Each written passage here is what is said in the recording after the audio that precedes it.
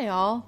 So a while ago on YouTube, I stumbled down a wormhole of small kitchen appliance reviews. As I was looking to buy an air fryer and perhaps maybe a pressure cooker, that's when I stumbled across one of the worst YouTube chefs of all time.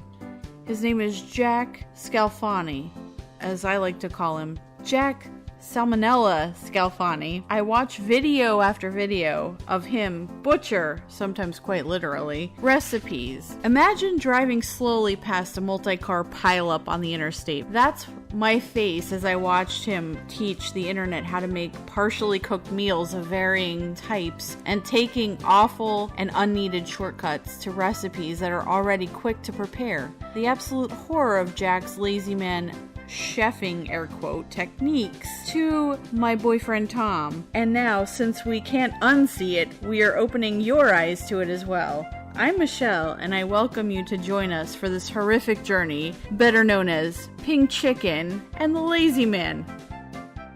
Welcome back to Pink Chicken and the Lazy Man. Pink Chicken and the Lazy Man. Hello, folks. Well, this is a little bit of a surprise for you. We're back to a recorded format, and we're not actually going to be covering any of Jack's YouTube videos for this podcast. We're actually going to do something a little different for you. I thought because some people have been buzzing about the West Texas Investors Club. This is a rare sighting of Jack outside of his YouTube native home, and as you know, we have some issues with Jack regarding his native YouTube home. You know, one of the things that people we get a lot of comments and criticisms about is, if Jack is this giant internet celebrity, how come nobody's ever heard about him outside of YouTube? Has he ever done anything else besides his YouTube show? Has he tried to garner any more celebrity and fame for himself than the almost automated processing of celebrity that YouTube gives him now? Well, folks, do we have a special treat for you? Pink Chicken,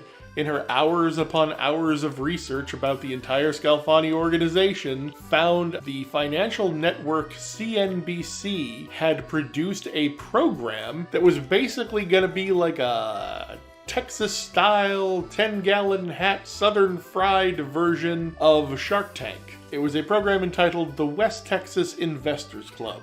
I keep screwing up and calling it the West Texas Buyers Club because wasn't that a movie that came out around the same time? It was, and we don't have definitive proof of this, but we think that the two are actually linked because the West Texas Investors Club stars a gentleman who they call Rooster McConaughey. And if you're asking, well, I know the name McConaughey, is that Matthew McConaughey, the actor? Correct! This is his older brother. Somehow, around the time that Matthew McConaughey was in West Texas filming his movie The Dallas Buyers Club, which was not only starred by Matthew McConaughey, but also independently produced by him, which of course went on to win the Oscars. They were also producing this television show. So I don't have definitive proof of this, but you have to imagine the two are related. That either this was sort of like a dowry from the studio that Mr. McConaughey got invited to, or that Matthew's older brother Rooster was like, hey, I got an idea for a TV show. It's like that Shark Tank, but it ain't them Northerners. It's good old Texas good old boys. And Matthew's like, I like your idea. I think we should do that. So CNBC gave them a 1-season run, and that's all they had of it. No, it's actually 2 seasons. I looked that up. It actually is 2 seasons. Oh, there's a second season. My bad.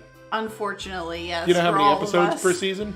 Like 14, I think. Okay, so 2 seasons, 14 episodes each, so 28 episodes in total. But we're only interested in 1 episode. Season 1, episode 2. So 2, yes. They had 2 guests on that night. It was called A Time to Grill. A Time to Grill. Matthew McConaughey was in a movie with Samuel L. Jackson called A Time to Kill that was based on a John Grisham novel. You can see the McConaughey connections all over this place. The interweavings. Yes. It allegedly aired on August 11th, 2015. And this, if you're following the Jack timeline, 2014-2015 is around the time that Jack made the move from Cali to Tennessee based on the interviews going on with the West Texas Investors Club, which we'll get into. There's 3 different guys. There's McConaughey and then the 2 other guys. He was in Tennessee. He just made the move at this point in time. So he's in Tennessee. So he was called upon or interviewed, like whatever happens with Jack was probably reality shows. Jack was probably looking to get on Shark Tank at this point.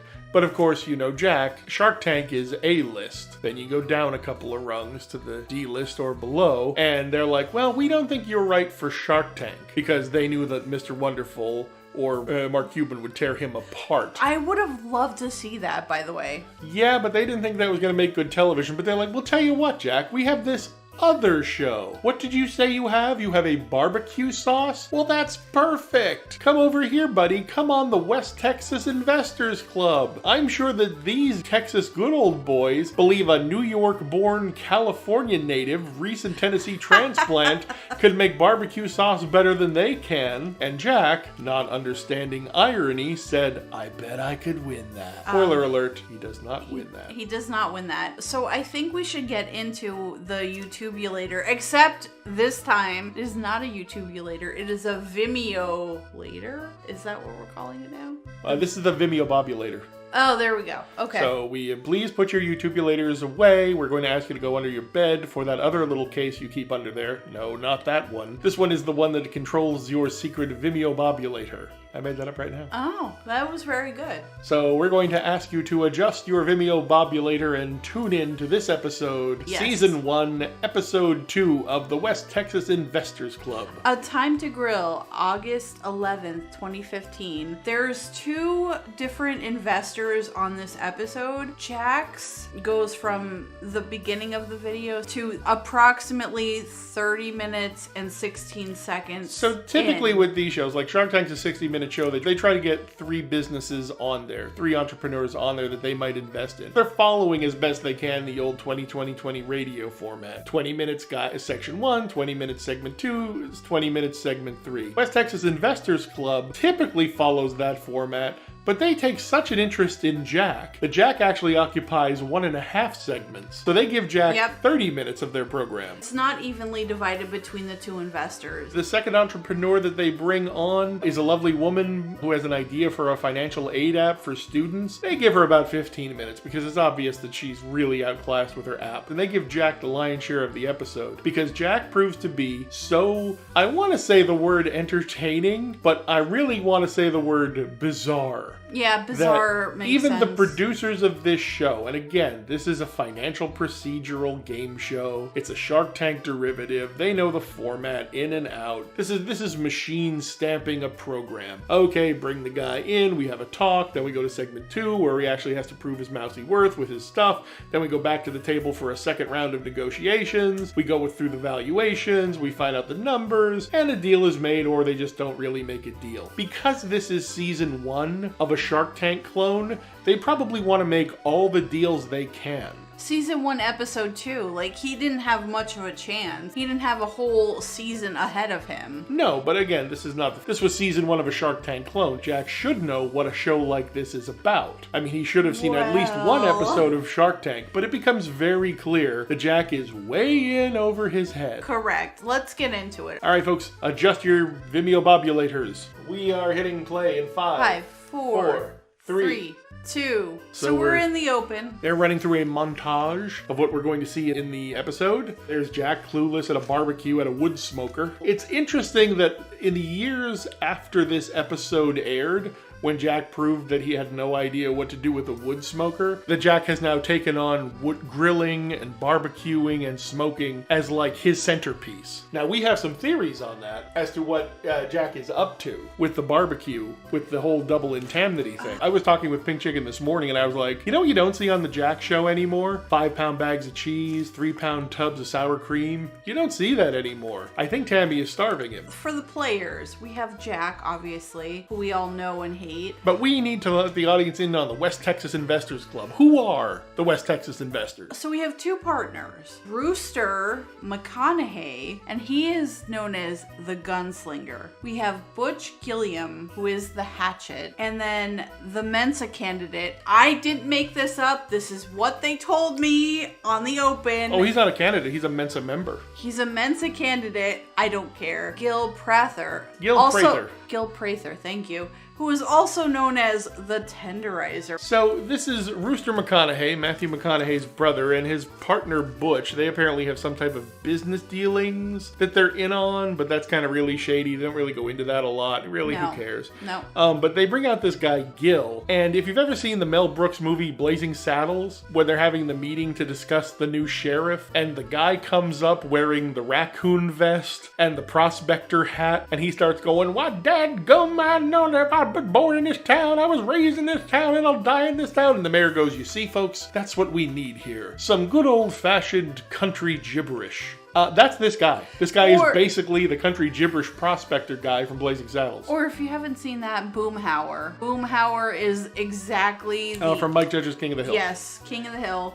Boomhauer. That's what I gather from Well, the Gil. accent is... well, again, But he's King a of the Hill... Mensa candidate, guys. Well, Mike Judge is from West Texas, so he did Beavis and Butthead. But Beavis and Butthead really wasn't centered in any part of... That was just supposed to be any small town in America. You will find 2 teenage waste cases. But when he was approached to do another series, he's like, I want to set this with the guys I grew up in. And Mike Judge grew up in West Texas. Okay. So that's why Boomhauer and Hank Hill and all those guys, that's why they have the accents that they have. And Hank Hill is into selling propane. Like, literally, this guy, Gil, needs his own subtitles. Like, he needs his own closed captioning going on. Yeah, I was joking with the Pink Chicken. I'm like, this guy's probably like a medieval literature scholar at University of Texas, Austin. But they're like, Gil, you can't be that guy on television for us. You know, we need you to be country gibberish prospector guy. And he plays the part to the hill. So we're watching the opening montage. A minute in. It's really as far interesting. as we got.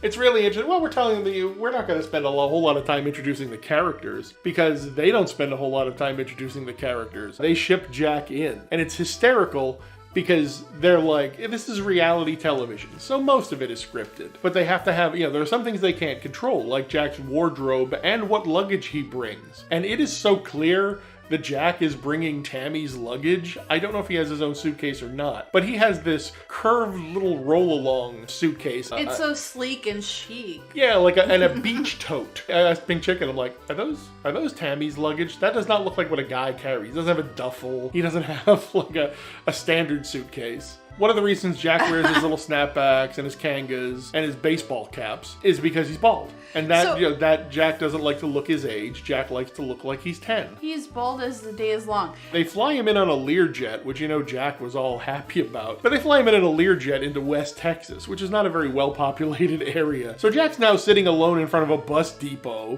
with Tammy's luggage and his But look at the only golf shirt he owns. If you watch this video and look at the way he's dressed, this is not the way he would normally dress. No, this is a producer on the plane told him, you're gonna wear that? No. Put on a golf shirt and a regular hat. We're not gonna have you dress like a 10-year-old. Exactly. The fun part is later in the episode when Jack does get to dress himself, he dresses like a 10-year-old. Yes, so exactly. There's Jack in a size 4X golf shirt, probably bought at Sam's Club. He's wearing a black leather kanga, snapback, and Gil has picked him up in a rusty 78 Chevrolet truck. Can I ask a question? What is a kanga? Because I don't understand. Snapback cap. Oh, Samuel L. okay. Jackson's famous for wearing kangas. Okay, sorry. I'm not a guy. I don't understand. As opposed to baseball caps. I don't understand. Yeah, But it can also be considered a leather. It could also be a cabbie hat. I don't really know the difference. Kind of like a beret, but not really. Jack is talking with good old Gil as they drive down the West Texas highway. Yeah, the tenderizer. The Mensa member. As they're bringing Jack to the show, Rooster, I love how we're now chummy with like West Texas guys. Rooster and Butch are having a good old conversation about what does this guy think he's doing bringing a California-based barbecue sauce into West Texas, one of the barbecue capitals of the world. Does he really have a really great sauce, or is he completely delusional? Spoiler alert. If you're listening to our show, folks, you know where this is headed. But I gotta tell you, it's 30 minutes of a basic cable CNBC Shark Tank clone. But I gotta tell you, if you have the relationship with Jack that we have, every minute of this show is gold. Yeah, you want to suck that up. Yep. So just like the meat marine. We're now in segment 1. Yes, exactly. Don't forget to dip the tip in the sauce a little bit before you start sucking. God. There you are. Oh, so there's 3 God. segments to West Texas Investors Club. There's the setup where Jack gets to introduce himself, he gets to introduce his product, and he gets to introduce the deal. That becomes very important in the third segment. But segment 1 is just the intro. They're meeting him, they're letting him pitch his sauce, but things don't go here exactly as planned. Because Jack wants to immediately start coming over and hugging them and giving them stuff, and they make Jack stand to the side a little bit. They're like, no, get away. We want to size you up. And I'm like, I hope you have a livestock scale, because that's a big ask. I mean, a huge ask. So Jack is pitching them on his sauce, and they're asking basic business questions, which Jack seems to have a really hard time answering. At the beginning of the show, they mentioned barbecue is a $4 billion industry. So they're basically like, well, how much of this industry do you command, Jack? And they ask Jack basic questions. And one of the reasons we wanted to get into this is because this is the stuff you never hear Jack talk about on the YouTube channel. Exactly how much is his business worth? How much is Jack Incorporated worth? On this show, we get secret inside information. He says he has a huge cooking show on YouTube. He has 1.5 to 2 million views a month, which if you just do a basic search on Google and ask them how much can you make if you have 1 million views on YouTube, you begin to find out that it's really not that much. It's 3 to 5K a month. YouTube pays you through the advertising program called Google AdSense, because you're publishing content, they're having other advertisers put their advertisements in it, Google takes a fee for their services, and they give you about 30% of the revenue. What Jack is basically getting here is equivalent to a modest full-time job. And now remember, YouTube is a global reach. YouTube has billions. When you think about it, you're like, oh my God, he has 1 to 2 million views a month? That's awesome. Remember, the top YouTubers get 7 to 10 million views per video. Jack puts out 8 videos. He does 2 a week, plus his Saturday show. So Jack has like 10 videos out there. You divide 1 million people over that, now you're only talking maybe 100,000. But remember, it's even less than that. Jack's popularity has waned since even when this video was produced, when this episode aired of 2015. Jack is now down to maybe 5,000 views per video. So that's working out. We looked, folks. That's working out to maybe, he's not doing 1.5 million views per month anymore. He's now doing way less. He's now 300,000, 400,000 view man. He asked for $300,000 for 20% of his business. Yes, Jack valued his company. They asked him, they said, well, how much did you make with these sauces? And he's like, guys, I gotta tell you, I went over the wall and I got into Walmart. They're like, oh wow, Walmart has 4,000 stores. So you're in 4,000 stores? He's like, no. They're like, okay, no. So they gave you like a regional test. You're in like 500 stores? He's like, no, I am in 150 stores of Walmart. So I looked this up. Walmart has 320 stores in California alone. So Jack, at the height of his popularity with his sauce, popularity in bunny quotes, he was only in half of the California stores. Now, if anybody knows anything about Tier 1 retailing, any retailer out there, if you can show them the basics, I have a product, I have UPC codes on my product, I can make this stuff, tell me the quantity that you have to buy in. If you're not a complete shady operation, any retailer, even Walmart, will give anybody a chance. They do a test market, they let you run for 1 or 2 buying cycles. If your product has legs, if it can do what you say it does, they make a bigger order. All Walmart does is they're selling their shelf space. You want to be on a shelf?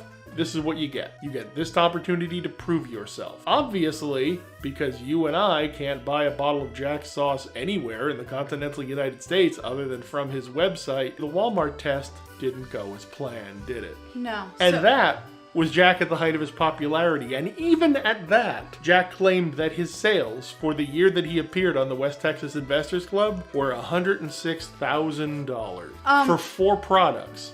So that basically works out to $25,000 a year per each of the 4 products. They are asking him the standard Shark Tank question. They're like, okay, so what are you asking us for? Like, why are you here? Right. He doesn't know any of his numbers. And you know why that fucking is? Because Tammy does 99.99997% of all of his accounting work. Wow, you give him 0.0003% credit. I know, That's right? 2 more percent. That's 0.0002% more credit than I'd give him. Right? Well, you know he doesn't do any of it. He doesn't. He's the front man. That's it. He's the talent. The talent, yeah. Which is funny because that's exactly what this show reveals. This show reveals Jack in a spot. This show puts Jack in the spotlight that Jack delusionally thinks he wanted to be in. The problem is, when Jack is revealed in that spotlight, it's not a pretty picture. No, it's not.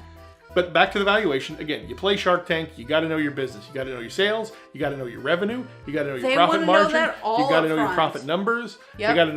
They got to know what you did for the past 3 years. Correct. They want to know what your projections are for the next 3 years. Exactly. Now, the Lazy Man has been in enough entrepreneurial business conversations to know. Lazy Man has helped people bring products to market, successfully, unsuccessfully, to have had these questions asked. These are the basics of, if you're look for any kind of money, even a bank.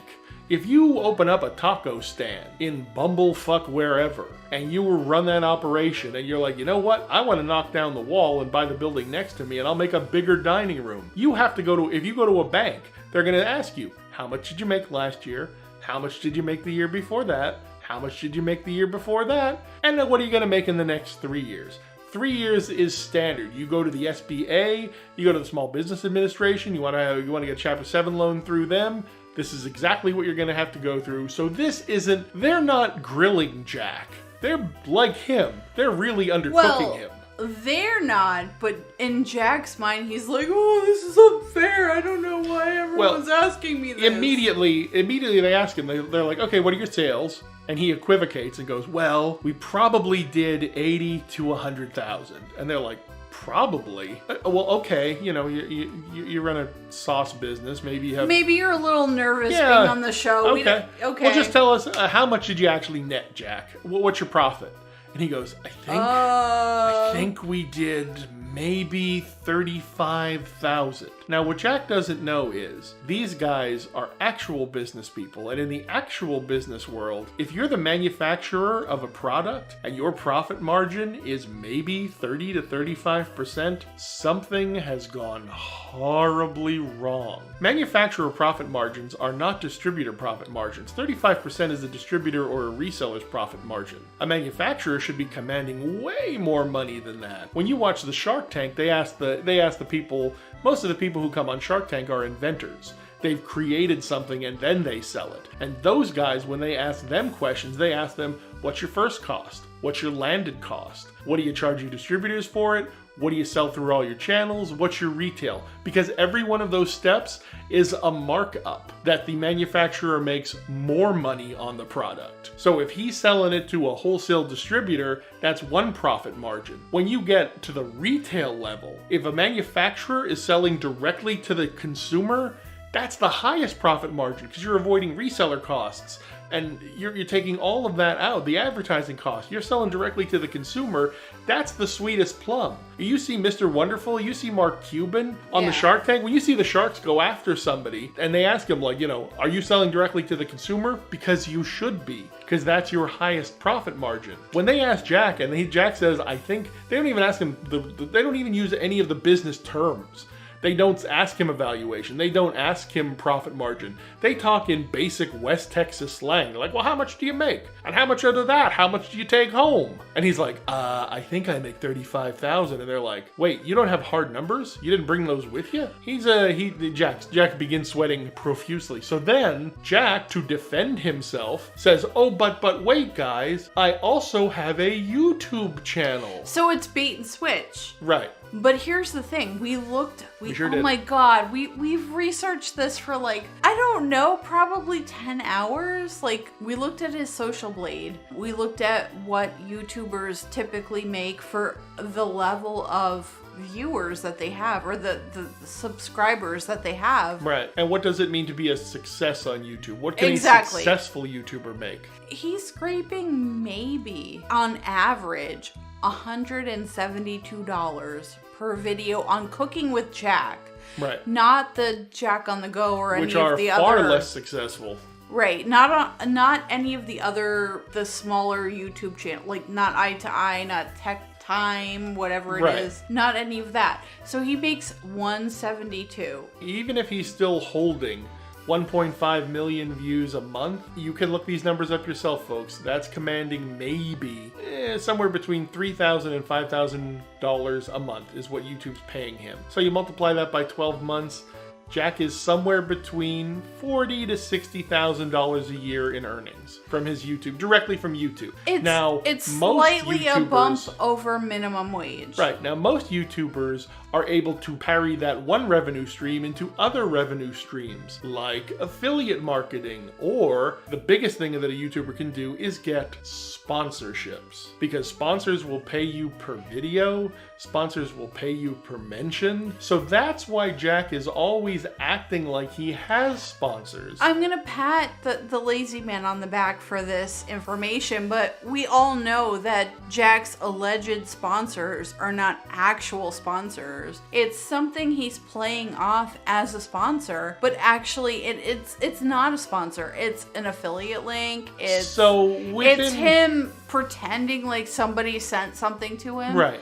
It's him buying something from a manufacturer and having it sent to his house, and Jack couches that as, look what the manufacturer sent me. Yeah, look at what they sent me. Exactly. You ordered it. Of course they're going to send you it. Exactly. If they don't, that's technically considered mail fraud. Yep. The point of this is, within literally 8 lines of scripted dialogue on a reality television show, these two guys, a guy named Rooster and a guy named Butch, and their buddy Gil the Prospector, who's a Mensa candidate, begin to take Jack apart in a way that Pink Chicken and the Lazy Man could only ever hope to do. They dismantle him. And then, coming into segment 2 of the show, they spring a surprise on Jack. So we're gonna get into segment 2 now. Segment 2 of the West Texas Investors Club, they bring Jack to an actual Texas barbecue joint to meet an actual Texas barbecue pitmaster, and they tell Jack that they have rigged up a little bit of a competition for Jack. Jack not only has to sell his sauce, but Jack has to cook with it. And he's shitting his pants over the entire portion of this section. And Jack, the YouTube celebrity we all know and enjoy, who runs a show, who runs a YouTube channel called Cooking with Jack, and sells barbecue sauce that he advertises on the Cooking with Jack show, and Jack is forced to admit he's never cooked for a large group of people. That's the best in part. his life.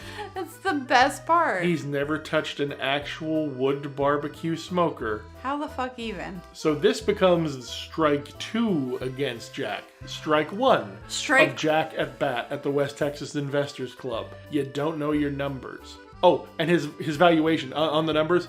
His valuation. He told them, he's like, yeah, so I make about $100,000 on my sauce. My sauce grosses $100,000 a year, and they're like, okay. And I profit $30,000, okay. And I probably make about $60,000 a year from YouTube, okay. So they're like, well, you know, back of a cocktail napkin sketch, your company's probably going to be worth $300,000 or $400,000. What are you asking for? He asked $1.5 million. He values his company at $1.5 million, but Jack doesn't know that because Jack doesn't know business. He doesn't even watch Shark Tank. If you watch Shark Tank on the regular, you know how they value a business. They take your top line, they do a multiplier off of what percentage of the company you're willing to sell them, and they multiply it out by 5 years. So what Jack's valuation says is he's asking for $300,000 for a 20% stake in Jack's barbecue sauce business. So they put the numbers together and they go, you understand that you take the one, you multiply the other, and essentially what you're asking us for is you're saying your business is valued at $1.5 million. Yet you told us your sales for the past 3 years, your sales haven't cracked 300,000. Not even close, and your profit has barely cracked 100,000. So by us taking you even at your word for the sauce business, you're essentially inviting us to 20% of $150,000, which, spoiler alert, the math on that that doesn't even crack $30,000 for a $300,000 investment. It's amazing. And Jack goes, meep. So they're like, okay, you don't seem to know the business end of it, buddy, but let's just see if the rubber meets the road. So they throw Jack into segment 2 at a little place called Katie's Barbecue in Midland, Texas. We're at about the 13 minutes, 24 seconds. Jack is stymied because Jack is in front of a real smoker in a real barbecue pit in West Texas, and Jack doesn't know how to light the fire. He has no fucking clue what the hell he's doing. He looks about as scared. Well, I wrote it down because Gil, the Mensa member, Gil Prather, the tenderizer, basically says that Jack looks, and I quote Gil in his voice here, he looks about as nervous as a whore in church. Correct. They bring Jack out to this barbecue. So this is day 2. This is segment 2 of the show. Day 2, it's morning. It's not that early. It's probably about 9 o'clock in the morning. Katie's Barbecue Pit in Midland, Texas apparently opens at 11 a.m. We looked them up on Google Maps. And Yelp. Rooster McConaughey is slinging some knowledge here. So the business guys are out there. So the West Texas Investors Club are out there with their pitmaster because Jack is going to have a little contest with a West Texas barbecue pitmaster because they want to see how good his sauce is. Because of course Jack puts on his bottle that he's got the best barbecue sauce in the world. So they're like, okay, it's better than West Texas barbecue. Let's find out. So they immediately start grilling. And it becomes obvious that Jack's gonna need some help. So first, Gil the tenderizer comes over, and he's helping. By the middle of the segment, both Butch and Rooster have to get involved helping Jack. Because Jack is flailing. He doesn't know what the hell to do. No, he's out in the crowd schmoozing. Like, you see my YouTube channel? Oh, I'm cooking with Jack show. Oh, yeah. We just moved here. That was the key. That was my confusion. 2014, 2015 is in the time frame that they moved from Cali to Tennessee. Right. But he confirms here when this show was recorded that he was in Tennessee. So much like Mark Twain's beloved fictional literary character of Tom Sawyer, who convinces the neighborhood boys to paint the fence for him, in about a 15-minute swatch, Jack goes from cooking the barbecue to selling his barbecue sauce table to table, and telling him the story of how he's doing this all by himself and this and that, and you could see Butch and Rooster behind him watching him glad hand the customers as they're cooking the meat for him. Because he doesn't know, he knows how to work a crowd, he doesn't know how to work a grill. So they're like, okay, so Butch and Gilliam are beginning to get the idea that maybe the sauce isn't Jack's forte. Maybe barbecuing is really not Jack's forte, which 6 years down the line, as Jack tries to cozy up to every meat marine who'll let him rub the sauce on his meat. Oh my god! You realize that this has stuck in Jack's craw. That Jack was told his barbecue sauce ain't shit because Jack can't cook. So now Jack is a barbecue master in his head. So these guys now have a contest. So we come into the second part of the contest, and basically they have given Jack the red plates, and JD, the pitmaster, has the blue plates. And they're allowing the audience to vote. The 80 or so via people plates. They have. Right. Who throws whatever in whatever garbage? You tried one rib with one sauce, you tried another rib with another sauce, the best sauce you had, throw your plate in the garbage. In addition to that, they have 4 judges on a stand, 2 of which are Butch and Rooster, because again, this is not the world's largest production budget. And they have the mayor of the town. It's a little unbalanced. And one of the elders of the town, a female with a bouffant hairdo straight out of the 60s. The mayor, didn't we figure out? Yes. Okay. It's either the mayor or the county judge. Someone important in local law. Yes. Yes. So they have the 4 judges who are going to make the official determination, plus they have the crowd favorite, which they voted by garbage can. Because again, this is supposed to be down home. As highbrow and high stakes as Shark Tank is, this is supposed to be the Western Texas Southern Fried, fucking haw. yeehaw, good old boy version of Shark Tank. Hell yeah. So they're having a good old fashioned barbecue contest, and Jack is, by Gil's own admission here, folks, sweating like a whore in church as they nervously judge his barbecue. Now, this being a reality television show, of course they have 4 judges. Well, you can't have 4 judges for anything because 4 judges will tie. Tie, yeah. It needs to be 3. So the fix is in here. So you know that 2 of these people are going to vote for Jack, and 2 of these people are going to vote for JD. Reality TV at its finest. Exactly. So you know that they're going to have to go over that garbage and start counting plates. And guess who does it? The Mensa fucking member, Gil. She really can't get over this Mensa thing. I've met a number of people that are in Mensa, and I have nothing good to say about any of them. Please prove me wrong. I don't want to talk about the whole Mensa situation that I've Did you ever ask the lazy man if he was in Mensa? I'm sorry, lazy man, are you in Mensa? No, I'm not. Oh, thank God. Okay, yay. Good. I just wanted to make you sweat. It's more entertaining than what we're watching, because what we're watching is Jack With watch the Gil bouffants. class the plate. And literally, as soon as he dumps the plates out, you realize it's not going well for Jack.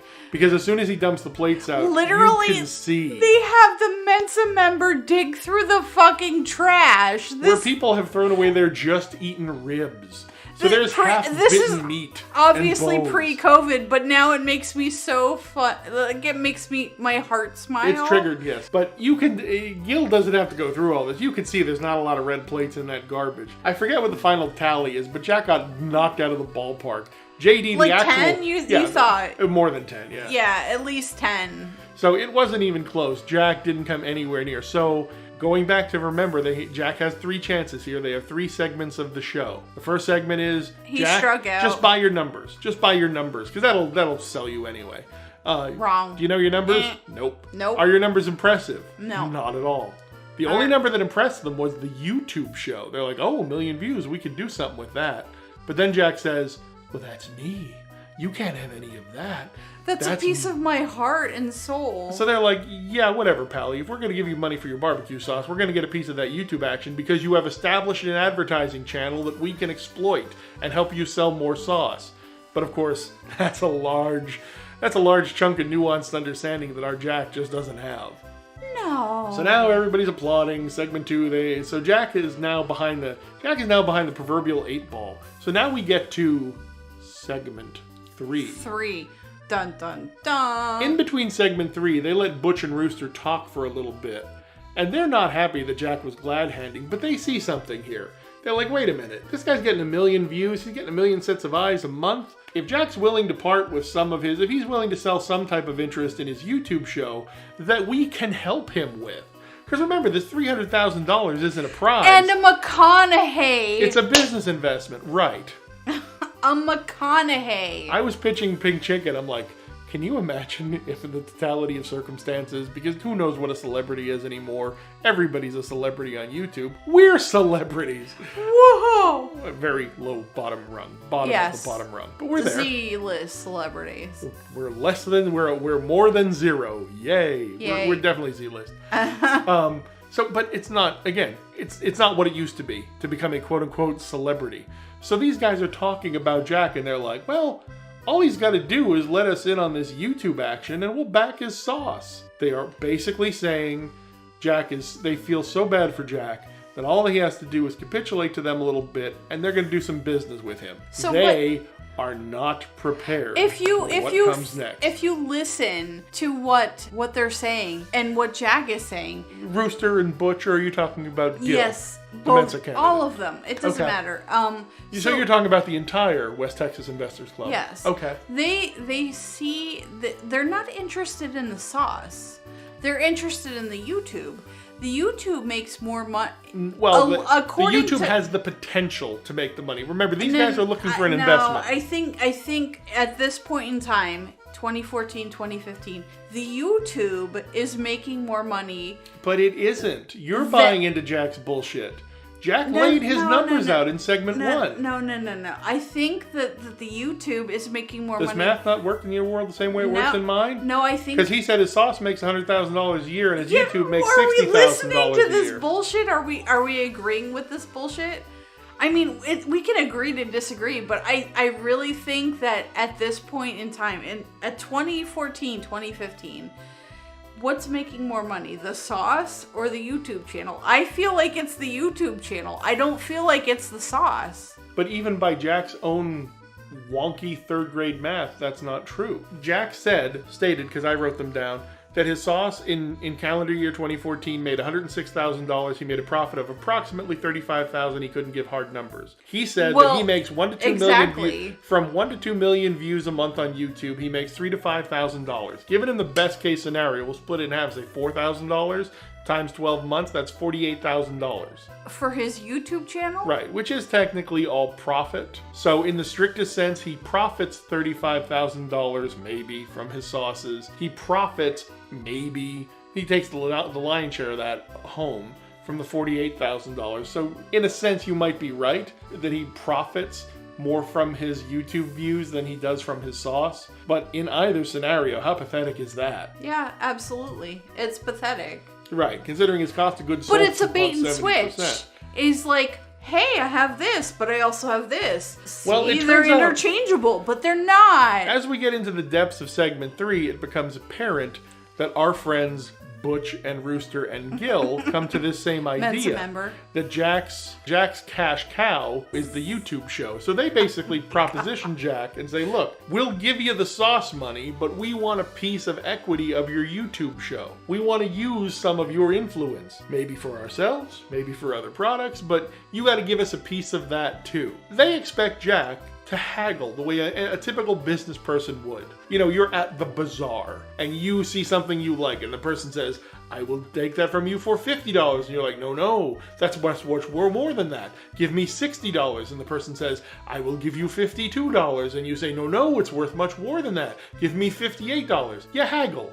Go back to your Monty Python's Life of Brian. No, you're supposed to say, are you mad? You're supposed to charge me more. That's how you haggle.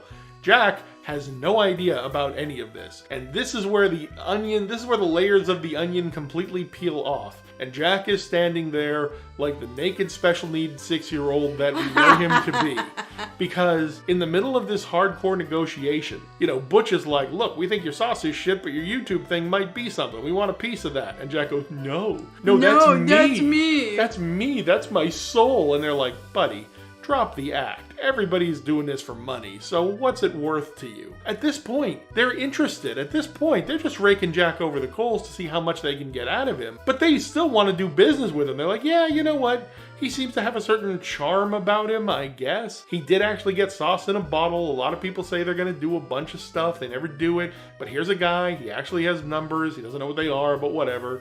He seems a little dopey. Maybe he doesn't know his numbers. Maybe his wife handles that for him because she does. But they're willing to deal with him at this point. They're like, buddy, all you got to do is say you're going to be business partners with us. Jack self-immolates in, now I would say a way that you wouldn't believe, but we're here, folks. You saw us on Saturday with the Wendy's and the Tiny Tacos drive-thru. You know what it takes to make Jack crumble like a paper tiger. Imagine that times 1,000 because he has 2 West Texas good old boys on him in a hardcore business negotiation. To say that Jack folds in is an understatement. To say that Jack has an emotional meltdown worthy of a toddler is an understatement. What does Jack do, Pink Chicken? He cries like a little bitch. He cries like a little bit. I don't mean he wells up a little bit and sobs a little bit or a tear rolls down his cheek. I mean heavingly sobs. Full body sob. To the point where Butch literally says, I don't know what the fuck is wrong with this man. All we wanted to do was rake him over the coals and have a hardcore business conversation with him. But Jack folds in on himself, and in that moment you realize Jack is not a con artist.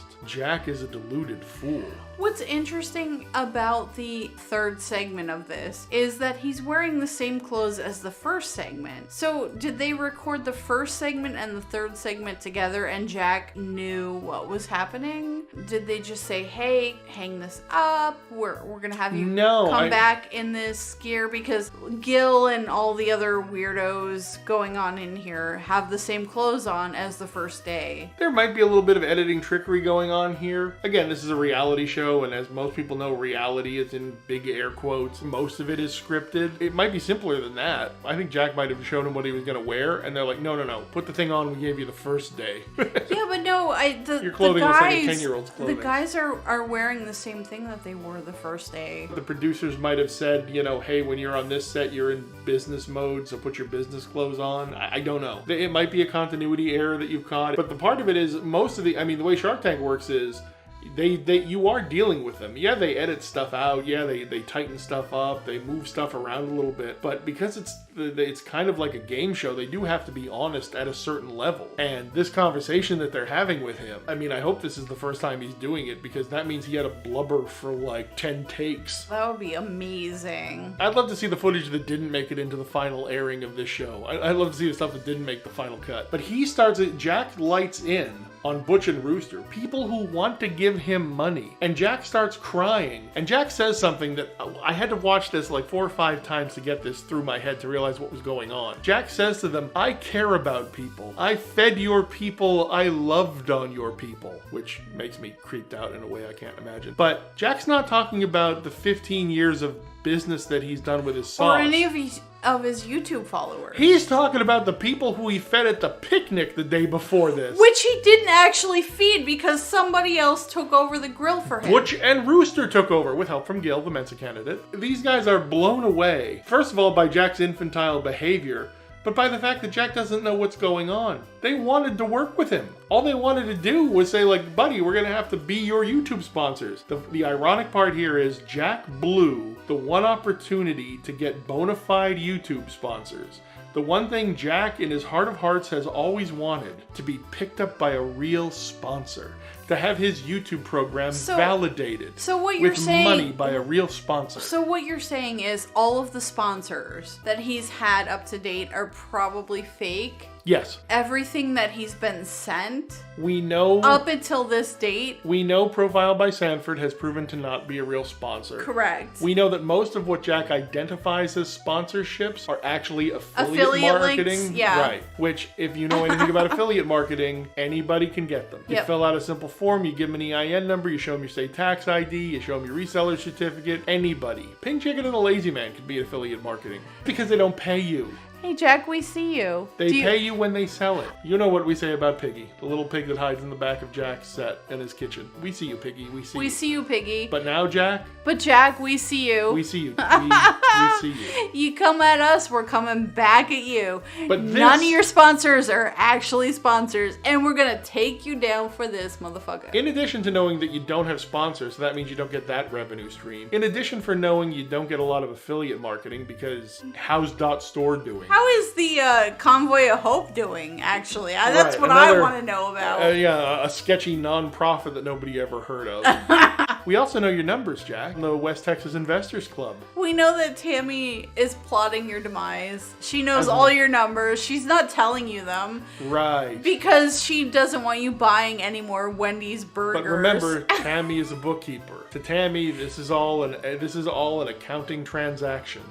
How much is Jack worth alive?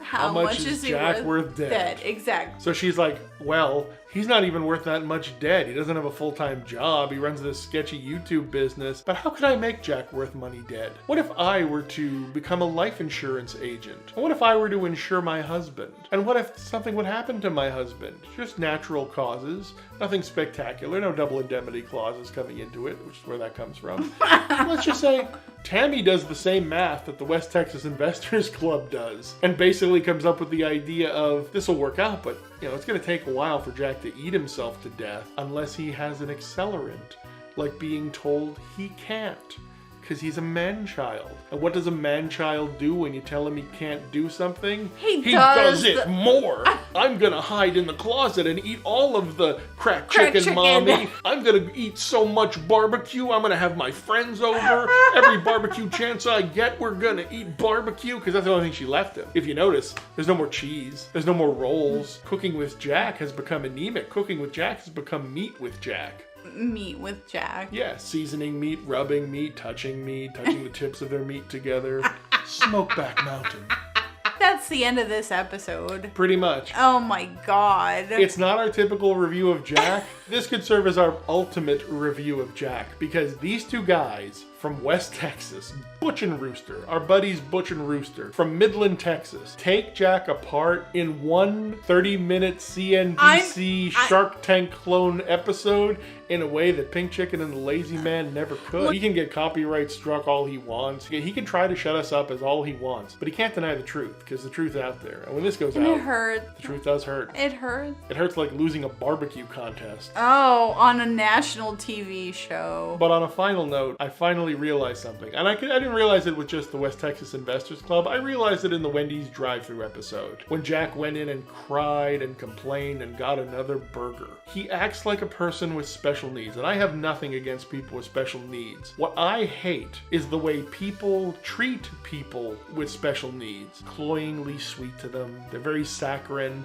And they talk down to them. And they don't do it because they like the person with special needs. They do it because they don't know how that person's going to react. Is this person going to crap themselves on my floor? Is this person going to throw things? They just know. Seems like a really sweet moment now, but that person is unpredictable because they're not socialized the way normal people are. That's the way people deal with Jack. And I thought this was a recent thing. I thought Jack devolved into that childlike man-child state in the later years of moving to Tennessee and having the YouTube thing fall apart. This being back in 2015, I took it a step further. I'm like, wow, he's a blubbering man-child in front of these two West Texas investors. And then it hit me. He's trying to sell them his sauce. What does Jack call his sauce?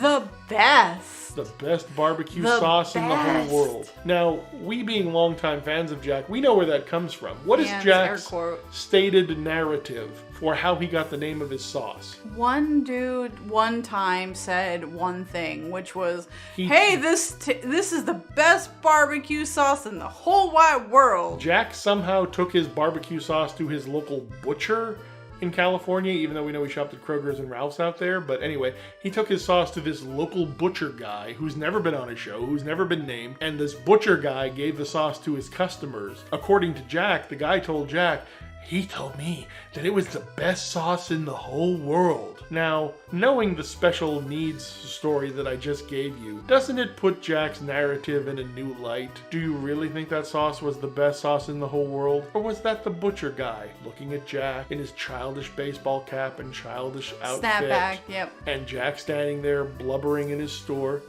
Well, did you like the sauce? And the butcher, with a well of pity welling up in his heart, looks at Jack and goes, hey buddy, you know what? That was the best sauce in the whole wide world. The guy was placating Jack, but that didn't placate Jack. It deluded him.